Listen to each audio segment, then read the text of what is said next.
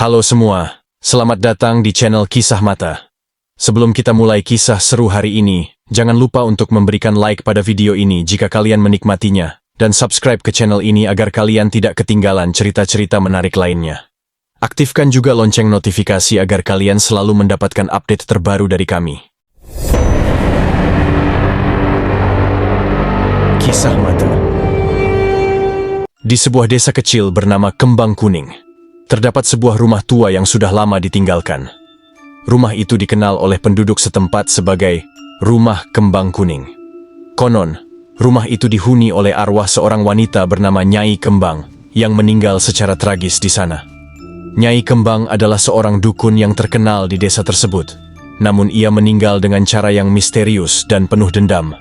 Suatu malam seorang pemuda bernama Budi yang baru saja pindah ke desa tersebut memutuskan untuk menjelajahi rumah tua itu. Budi adalah seorang fotografer yang tertarik dengan bangunan-bangunan tua dan cerita-cerita mistis. Dengan membawa kamera dan senter, ia memasuki rumah tersebut. Langkah-langkahnya bergema di lantai kayu yang berderit, dan udara di dalam rumah terasa dingin dan lembab. Saat Budi menjelajahi rumah itu, ia menemukan sebuah kamar yang penuh dengan bunga kembang kuning yang sudah layu. Di tengah kamar, terdapat sebuah cermin besar yang tergantung di dinding. Tiba-tiba, bayangan seorang wanita dengan wajah pucat dan mata kosong muncul di cermin tersebut. Budi terkejut dan mundur beberapa langkah, namun bayangan itu tetap ada, menatapnya dengan tatapan kosong yang menakutkan. Wanita itu mulai bergerak mendekati Budi, meskipun tubuhnya tetap berada di dalam cermin. Budi merasa ketakutan dan berusaha lari, namun pintu rumah tiba-tiba tertutup dengan keras. Suara tawa menyeramkan terdengar dari segala penjuru, membuat Budi merasa terjebak. Dengan napas yang tersengal-sengal, Budi mencoba mencari jalan keluar. Namun, setiap kali ia mendekati pintu atau jendela, bayangan wanita itu muncul kembali, menghalangi jalannya. Budi merasa putus asa dan mulai berdoa agar bisa keluar dari rumah tersebut. Akhirnya, setelah berjam-jam terjebak dalam ketakutan, Budi menemukan sebuah pintu kecil yang tersembunyi di balik rak buku. Dengan cepat, ia membuka pintu tersebut dan berlari keluar dari rumah itu. Saat ia menoleh ke belakang, ia melihat bayangan wanita itu berdiri di ambang pintu, menatapnya dengan tatapan penuh dendam. Pikirnya, malam itu adalah akhir dari semua kengerian. Namun, Budi tidak tahu bahwa bayangan wanita itu telah mengikutinya pulang. Malam berikutnya, di rumahnya yang sederhana, Budi mulai mendengar suara-suara aneh. Ada suara langkah kaki, pintu yang berderit, dan bisikan yang terdengar samar. Suatu malam, ketika Budi sedang berada di kamar mandi, ia melihat bayangan Nyai Kembang di cermin kamar mandi. Nyai Kembang tersenyum dingin sambil menyisir rambutnya yang panjang. Tubuh Budi membeku seketika, namun ia berusaha mengabaikan bayangan itu. Namun, semakin ia berusaha mengabaikan, semakin sering bayangan itu muncul di berbagai sudut rumahnya. Tidak hanya itu, Budi juga mulai mengalami mimpi buruk setiap malam. Ia selalu bermimpi dikejar oleh bayangan Nyai Kembang yang mencoba merenggut nyawanya. Dalam mimpinya, Budi berlari melalui rumah kembang kuning yang penuh dengan labirin dan ruangan yang selalu berubah. Setiap kali ia merasa hampir berhasil keluar, bayangan itu muncul di hadapannya, membuatnya terjebak kembali. Budi merasa kehabisan akal dan bercerita kepada penduduk desa tentang pengalamannya.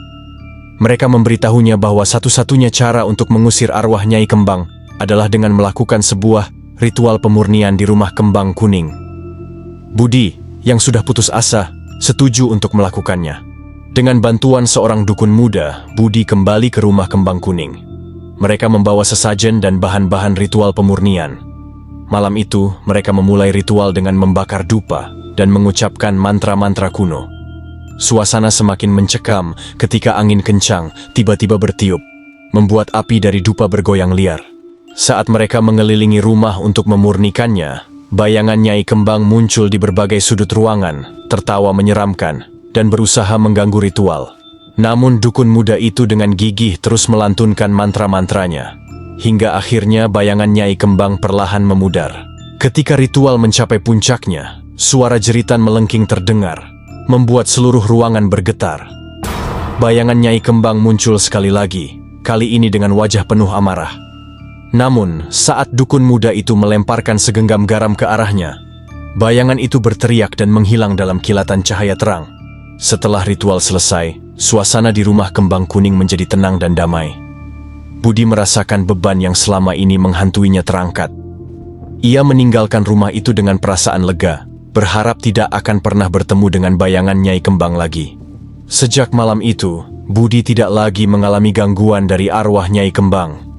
Ia menceritakan pengalamannya kepada penduduk desa, dan mereka semua sepakat untuk tidak pernah mendekati rumah kembang kuning lagi. Namun, suara-suara aneh dan bayangan wanita itu tetap menghantui desa tersebut, menjadi legenda yang menakutkan bagi generasi berikutnya. Terima kasih banyak sudah menonton video ini sampai selesai. Kami sangat menghargai waktu dan dukungan kalian.